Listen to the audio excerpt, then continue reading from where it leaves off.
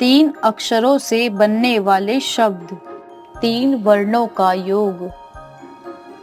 फ जमा स जमा ला फसल। श जमा ह जमा द शहद।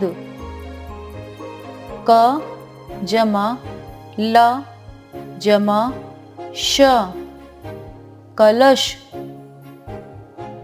न जमा ह जमा र नहर। न जमा म जमा क नमक। ब जमा त जमा ख बतख। च जमा र जमा अणा चरण। भ जमा ग जमा त भगत। तीन वर्णों का योग। क जमा म जमा ल कमल।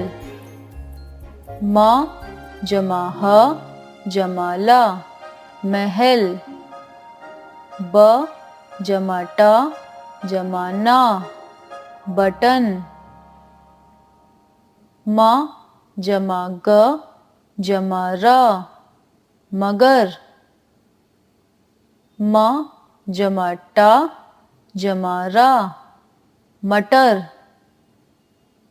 न जमा य जमा न नयन। पढ़िए और समझिए। ड जमा ग जमा र डगर। म जमा ग जमा न मगन। झ जमा ग जमा ड़ झगड़। त जमा र जमा ल तरल। स जमा र जमा ल सरल। न जमा क जमा ल नकल। भ जमा ग जमा त भगत। न जमा ह जमा र नहर। अ जमा म जमा न अमन।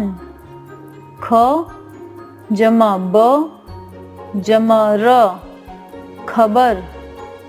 स जमा न जमा क सनक। र जमा म जमा न रमन।